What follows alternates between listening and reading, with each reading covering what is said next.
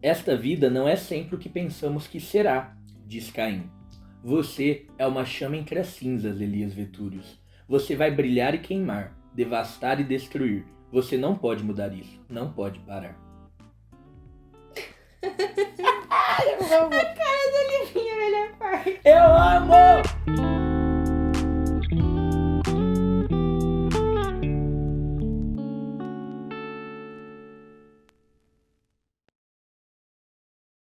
Oi! E aí, galera, eu sou o Rony. E eu sou a Lívia do Cabeceira. E hoje a gente tá aqui pra continuar as resenhas do melhor mês forever. De todo Cabeceira ever. Sério, gente, eu acho que eu sou o maior entusiasta de livros de fantasia. Eu amo demais, amo esses universos fantásticos, eu amo me inserir num livro assim e ficar por meses. E eu convidei a Lívia aqui pra fazer participação especial na minha resenha do livro Uma Chama Entre as Cinzas, da Sabaa Tahir. E hoje eu vou convencer você que esse livro vale a pena. Espere que você não esteja falando de mim. Ele apontou bem pra Livinha. Eu estou falando com você. Bom, pessoal, nesse mês da literatura fantástica a gente já falou aqui de clássicos cristãos, como por exemplo Este Mundo Tenebroso. A gente também já falou aqui de clássicos muito bons, tipo Senhor dos Anéis, clássicos dos clássicos. E hoje a gente está vindo aqui representar a classe de você, leitor contemporâneo. Estamos juntos nessa. Não que eu não ame também esses clássicos cristãos. Talvez minha fantasia favorita de todas é Nárnia, que é um clássico cristão. Mas, recentemente eu fui arrebatado quando eu conheci esses livros aqui. Da Sabaa Tahir, Uma Chama Entre as Cinzas. Esses livros lindos, como você pode ver. Gente, muito feio. Mas deixa eu explicar a história do livro. Gente, a história o designer das capas desses livros, vocês vai ter que perdoar a gente, porque a gente já falou tão mal disso. Tantas vezes, mas é isso. Não, mas é assim, é o seguinte. Esses livros, eles tinham capas razoáveis. Eu já vi as capas razoáveis de dois deles. Razoáveis? Não eram horríveis. E aí, a autora, ela cismou que o pessoal tava imaginando esses personagens muito diferentes das... Brancos. Com as etnias completamente diferentes da que de fato ela escreveu pra eles terem, mesmo que ela detalhe as características físicas desses personagens. Então, a partir de agora eu vou fazer capas com os personagens, entendeu? Para as pessoas imaginarem certo. Parabéns, Sabaa, você estragou tudo. Tô brincando. Tem uma justificativa, mas assim, o resultado não saiu tão... Não ficou muito bonito, entendeu? Mas ok, é justo. Então vamos lá, vamos falar um pouco sobre o enredo desse livro. Para começo de conversa, Sabaa Tahir é uma autora inglesa, ela nasceu no Reino Unido, mas ela tem ascendência paquistanesa e ela é naturalizada estadunidense. Ou seja, essa mulher é tudo. É isso que eu entendi. Mas ela é escritora do New York Times e ela tem vários... Porque você riu do meu Times. E ela tem vários best-sellers. Confesso que eu nunca tinha ouvido falar o nome dessa mulher antes da minha vida. E confesso também que os outros livros não me interessaram muito. Mas eu vi esse livro aqui com uma resenha da Ju Cirqueira e eu comecei essa leitura bem despretensiosamente. E, velho, o que essa mulher faz aqui, fala sério, é absurdo. Então vamos entrar um pouco mais no enredo. Vamos. É o seguinte... Olha o livro bagaceira que nós gostamos. Ô, livro bom. É o seguinte, então aqui a gente vai ver... Esse universo que a Sabaa criou, ela tem grande influência da mitologia. Da mitologia X. Da mitologia. Das mitologias.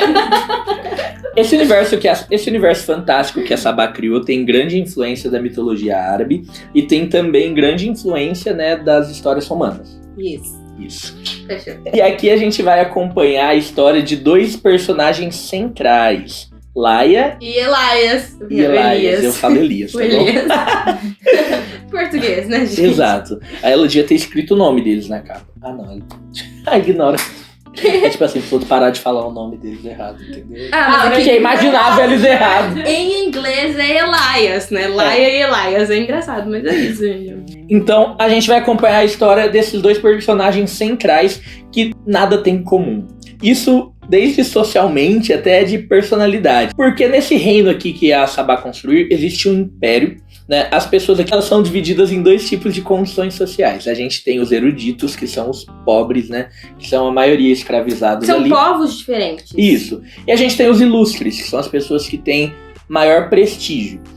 Obviamente, todo o império, todas as pessoas, até mesmo as gens, né? Porque aqui a política, a Sabá, ela construiu tudo. Então, quem comanda isso aí é um império, mas tem as gens, que são as famílias mais importantes. São todas ilustres, obviamente. E o povo erudito é só o povo que sofre. É o povo escravizado pelo Império Marcial, que é o império onde esses ilustres fazem parte do Império Marcial. Exatamente. E esse império, gente, isso é a personificação do próprio demônio. Gente, vocês não estão entendendo. Primeira coisa que você precisa saber desse livro é que a Sabá, assim, ela não teve dó dos leitores, entendeu? Não, nem dos personagens. Nem dos personagens. Esse livro, ele já começa, inclusive o primeiro capítulo dele, com uma brutalidade fora do normal, até daquilo que eu tinha de costume de ler. Assim, tem várias cenas muito violentas de tortura, não tem? Inclusive, quando eu fui recomendar esse livro pra Lívia, uma coisa que eu achei que poderia fazer com que ela não gostasse... Era isso? Era isso. Era o fato de ter muitas cenas... Violência. Assim, sabe? Quando pega a espada e rasga o peito da menina, assim. Então, tipo assim... Isso é um spoiler? Não.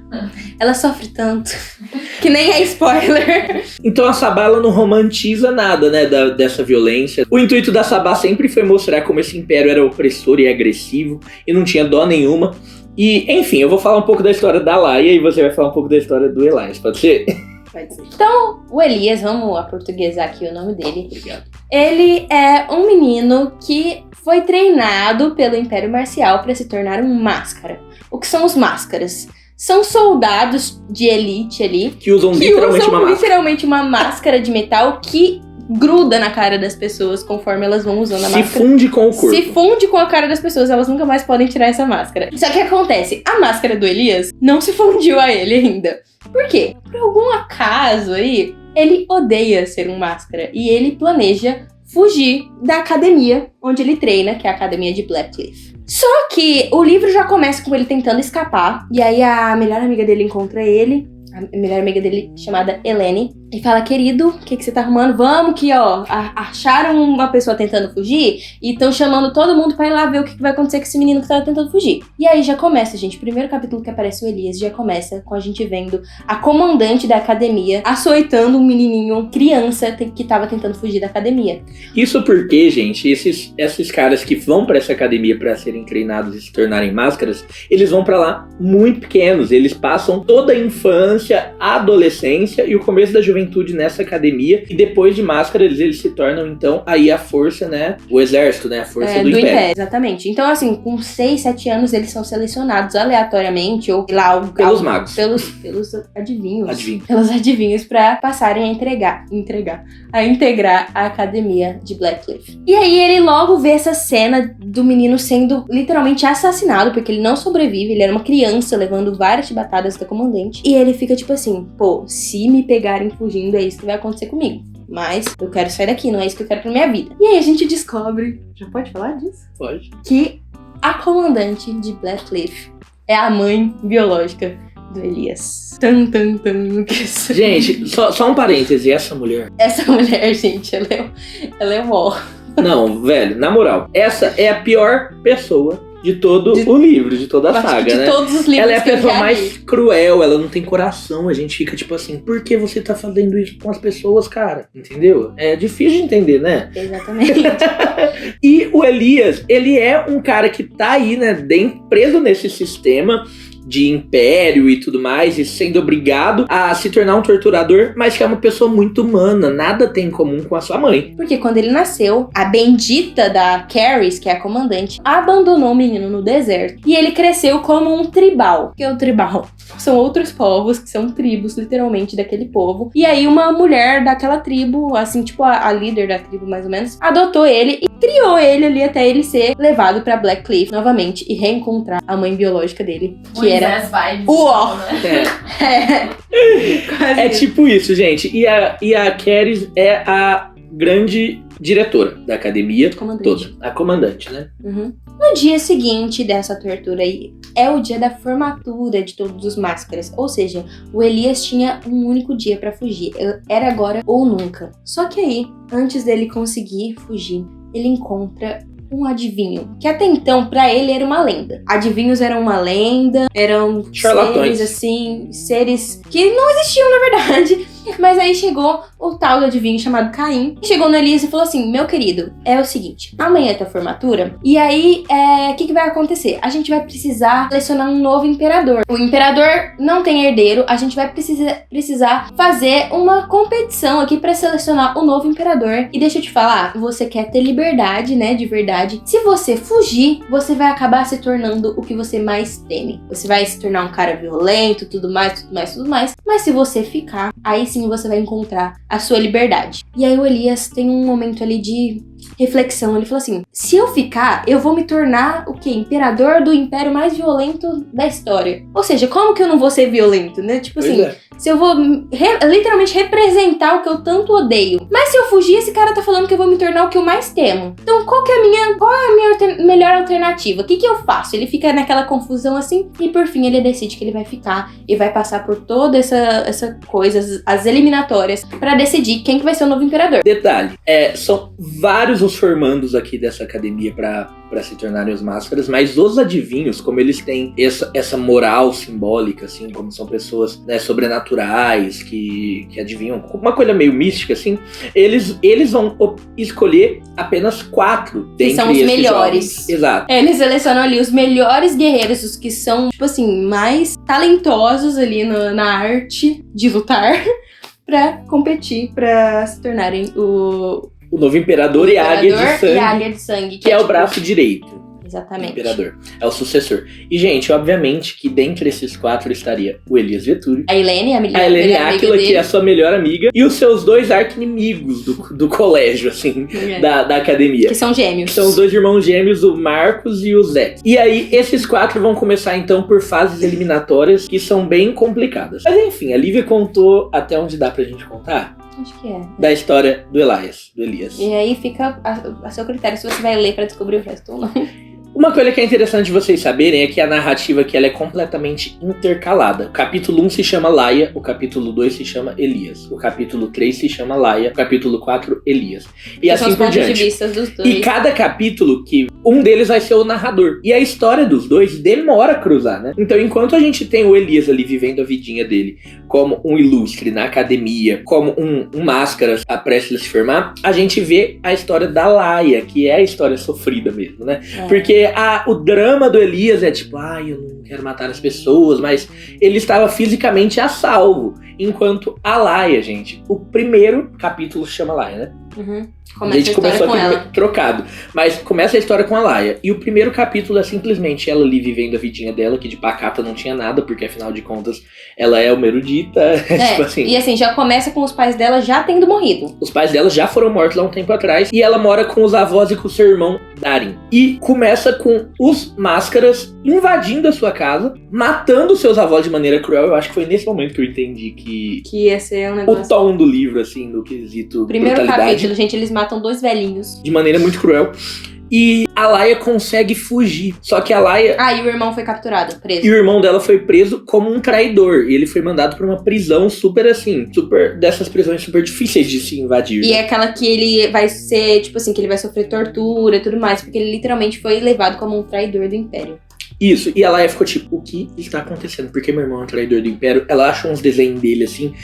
No meio dessa fuga, ele entrega um caderno de desenho pra ela e fala assim, não fala? Não, ela já tinha achado o caderno. Aí ela entrega pros máscaras onde tava o caderno. E aí, mesmo assim, eles matam os avós dela. E prendem o irmão dela. E aí a Laia consegue fugir. E ela fica desesperada, mas ao mesmo tempo muito constrangida. Porque ela, na hora, se acovardou e não conseguiu fazer absolutamente nada em prol dos irmãos. Não que fosse ajudar. Exatamente, mas ela... fazer. Mas assim, ela tinha um legado. Porque a mãe dela era a Leoa. Vou chegar nesse assunto. Vou chegar nesse ponto. O que acontece? Como toda boa política, a gente tem a resistência.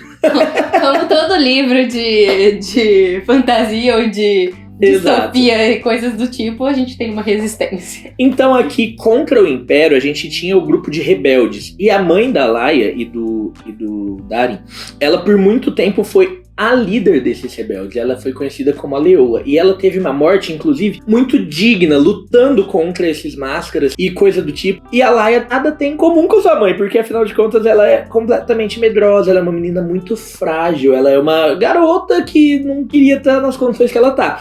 E quando isso acontece, né, da invasão na casa dela, a morte dos avós e a prisão do seu irmão, a primeira coisa que ela pensa é encontrar esses rebeldes. Então ela sai correndo pra onde rezava a lenda, assim, que os rebeldes ficavam, pra ver se ela consegue encontrá-los. E, de fato, ela encontra. E lá o primeiro contato que é com um dos rebeldes que ela tem é com o Kenan, que é um desses rebeldes, e que é por intermédio desse garoto que eles conseguem convencer a atual liderança, né, dessa resistência a ajudar a Laia de certa forma. Só que é o seguinte... Ajudar a Laia a resgatar o irmão dela da prisão. O que a Laia pede? O resgate de seu irmão. O que eles pedem em troca? A gente só vai fazer isso se você se tornar uma espiã e trouxer informações do Império pra gente.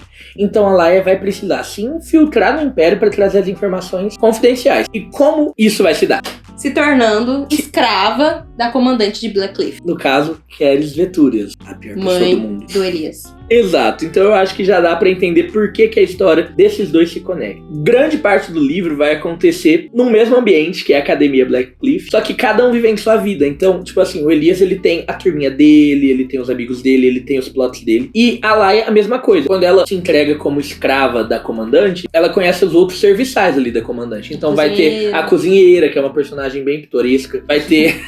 bem específica, assim. A Izzy, que é a amiga dela. Que é vira a melhor amiga dela ali. Ela vai ter também bastante cenas com o Kenan, que é o cara do... contato dela dos rebeldes. Isso. Que ela tinha que passar pra ele as informações que ela conseguia e vice-versa, assim, pra, enfim, se desenrolar tudo. Isso. Até que chega o momento em que esses dois se conhecem. Em um determinado momento aí do livro, eu acho que a gente não precisa entrar em tantos detalhes mais, né? Não. A respeito do enredo. Uma coisa que a gente precisa realmente falar pra vocês, gente, é que a Sabaa Tahir, ela conseguiu juntar todos os elementos, assim, essenciais. De verdade, agora, sem zoeira. Vocês podem falar que é uma história, talvez vocês literados, eu tô falando especificamente com a Livinha, né? Bagaceira. Não, vocês podem falar que talvez é uma história inútil, mas uma coisa que a gente não poderia de modo algum desconsiderar é a inteligência da Sabaa Tahir em conseguir criar uma narrativa tão amarrada, de modo que no quarto livro ela ainda esteja desenrolando acontecimentos que foram colocados no primeiro. As coisas ainda estejam diretamente ligadas. Então, assim... Não é aquela história que começa de um jeito e vai se perdendo. Ou tipo assim, tô escrevendo aqui. A impressão que eu tenho é que ela fez um esboço de absolutamente tudo até o final e depois dividiu. Isso porque ela demorou anos pra concluir a quadrilogia, né? Ela, tipo assim, não foi lançando, tipo, ano após ano. Literalmente foi um ano, aí passou, tipo, 2 anos, aí passou 3 anos. Foram muitos anos até ela concluir toda essa história, mas ela é muito bem amarrada, assim. Sim, e ela conseguiu conduzir essa narrativa com uma maestria gigantesca, porque a impressão que eu tenho é que ela sabia exatamente onde ela queria levar o leitor, entendeu? Ela queria nos emocionar em determinadas cenas, ela queria nos revoltar em outras determinadas cenas, ela queria que a gente sentisse aquilo, e a gente se sente fantochezinhos na mão da Sabaa Tahir, assim, dessa história, porque de fato ela consegue jogar a gente de lá pra cá e a gente entra nessa história de uma maneira muito grande, porque essa história eu acho que ela consegue ter, tipo assim, os principais pilares que uma história boa precisa ter. Personagens cativantes e um arco de desenvolvimento desses personagens muito bem feito, né? Se a gente parar pra pensar individualmente em cada um desses personagens, e muito embora o livro comece com um protagonismo bem claro aí da Laia e do Elias, esse protagonismo aos poucos vai se dividindo, né? Tanto que mais pra frente a gente passa a ter outros narradores. Então, assim, a Helene vai ter um grande protagonismo e o Kenan também vai ter um grande protagonismo aí, né? E isso não é porque o Elias e a Laia passam a ser menos importantes, né? Não, é porque, de fato, eles vão... começam a entrar mais na história. Exato. E a gente vê o desenvolvimento de cada um em aspectos completamente diferentes. Desenvolvimento pessoal mesmo, assim. Tipo, a pessoa vai evoluindo, Se você lê a Laia do último livro e a Laia do primeiro livro, você fala que pessoas diferentes, mas ao mesmo tempo você consegue ver a construção. Não é algo forçado, entendeu? É algo bem gradual em como ela se tornou disso, aquilo, né? Então é um livro muito bem feito, cara. Eu, tipo assim, olhando com o olhar técnico de escritor, de escritura, Eu acho que eu não tenho zero defeitos pra relatar a respeito desse livro. Tem uma coisa que eu acho que, assim, há controvérsias. Eu já vi gente falando que isso é um ponto positivo, gente falando que isso é um ponto negativo, que é o desenvolvimento da Caris. Porque ela é má porque ela é má, entendeu? Ela não tem muito aquela romantização do tipo assim, ah, não, mas olha, essa pessoa é má porque ela sofreu muito. Tem essa história por trás, mas ao mesmo tempo, tipo assim, nada justifica o que ela faz, entendeu? Ela é absurdamente malévola. Ela é, assim, é bizarro tanto que ela é louca da cabeça. Então tem gente que acha que, tipo assim, gente, não tem justificativa por tanto que ela é má. Então acha isso um ponto negativo. E tem gente que acha isso justamente por conta disso ser um ponto positivo, né? Tipo assim, eu acho isso um ponto positivo. Não tem que ficar justificando porque que ela faz tudo que ela faz. Ela só é má. É porque a Caris para de representar somente uma pessoa e começa a representar o Império. Exatamente. Tipo assim, eu acho que a Sabata Hill quis mostrar, tipo, a maldade, entendeu? Que tivesse esse aspecto, assim, a maldade pura e simples, assim. E tem uma justificativa, tipo assim, não uma justificativa, mas tem uma história por trás. Mas eu não... E assim, então o arco de desenvolvimento desses personagens eu acho que é uma das principais coisas que me prenderam nesse livro. Outra coisa que prende muito é porque é uma leitura muito frenética. É. Tipo assim, gente, do começo, vocês viram, no primeiro capítulo já tem morte, fuga, prisão. E o livro é assim, inteiro. Aliás, os 4 livros é muito assim. Depois vai se desenvolvendo pra mais uma literatura sobre guerra, né? Tipo assim, governo, e, mano, não sei o quê. ela vai, é muito frenético. E ela vai colocando as coisas assim de maneira muito gradual. Por exemplo, no começo a gente não percebe muito esses elementos sobrenaturais. Ah, não. Se tirar a figura do Caim desse primeiro livro, eu acho que fica um livro de ficção, não um livro de fantasia. Exatamente. E no começo, tipo assim, eles nem sabem direito o que são esses adivinhos, entendeu? É um trem aí. A gente sabe que existem os adivinhos, mas não explica muito o que são os adivinhos. Exato. Depois que a gente vai entender. Propositalmente ela deixa isso um pouco jogado, assim, essa informação. Porque é aquilo que eu falei. Eu acho que ela pensou primeiro em todos os acontecimentos e depois ela saiu pensando em como ela ia apresentar esses acontecimentos de modo que ficasse bem construído. Essa mulher sabe fazer uma narrativa com começo, meio e fim e várias narrativas intercaladas dentro dessa narrativa principal, entendeu?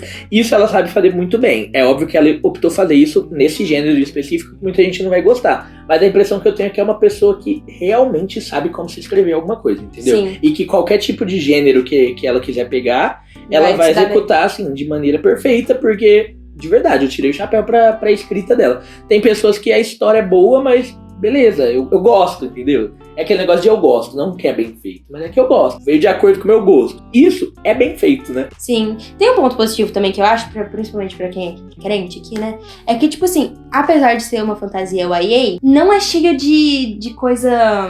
militante. Nem militante, nem... macabra. Não, mano.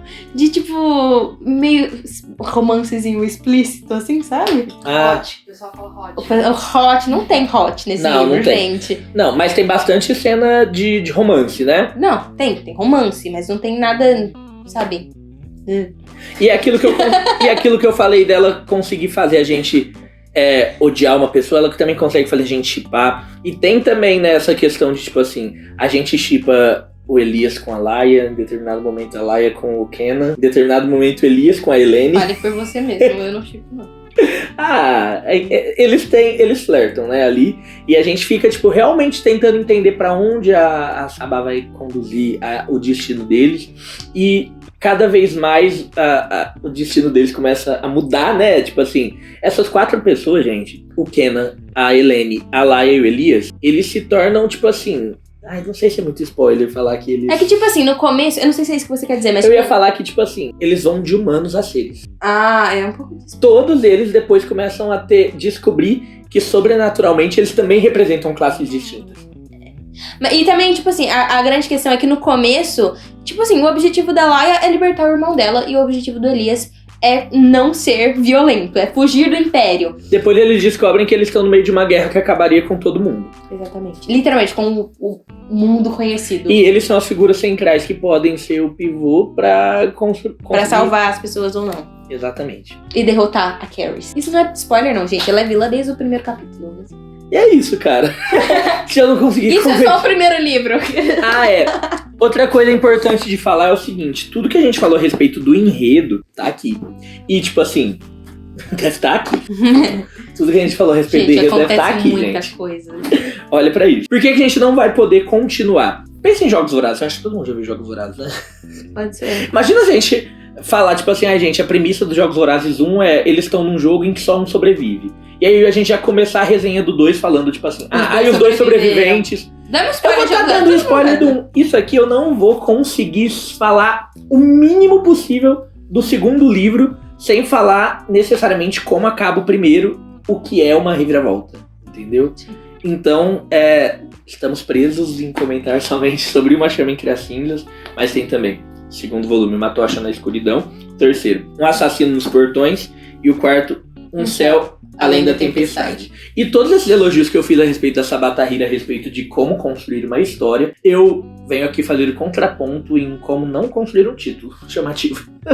Ah, A Chama Entre as Cinzas, gente, muito clichêzão, aquele né? clichêzão da fantasia, entendeu? Contemporânea. Eu acho que ela é aquela clássica pessoa. Igual a capa. Eu acho que é aquela clássica pessoa que sabe fazer um. Faz só fazer o texto, mas não sabe fazer o Que título. sabe fazer uma comida que você jamais teria comido outra igual, mas que vai ficar feia, então você não vai ter vontade de comer. Então, tipo assim, Decorar o prato. aqueles poucos que se aventurarem a experimentar Vai dar vão bom. ficar extremamente surpreendidos. Ela precisa realmente melhorar o marketing dela, né? Tipo assim, Leitor de capas fantasia melhores, Deve até ler. títulos melhores, gente. Ai. Real, cara. Não dá? O que é isso? Isso foi uma clichê. tentativa de um título fantasia, né? Mas aqui é um livro de fantasia, Rony. Tá bom, mas não colou. Não. É, bem clichêzão da fantasia contemporânea. É isso aí. Uma chama entre as cinzas tem cara de mantra. E é isso. Se eu não conseguir convencer você a ler esse livro, eu não sei mais que palavras falar. Mas a Livinha tem preconceito, não adianta Exato, tentar é convencer ela. Acabou? Acabou. É isso, gente. Leia Uma Chama Entre as Cinzas. Me conta aqui o que você achou dessa resenha, se você se interessou por esse gênero. Se você é leitor de fantasia, possivelmente é uma recomendação que você não vai não gostar, tá bom? E me fala aí, esses livros, segura aqui um pouco comigo. São dignos da sua cabeceira? São! Comenta aqui, curte, manda pros amigos e até a próxima.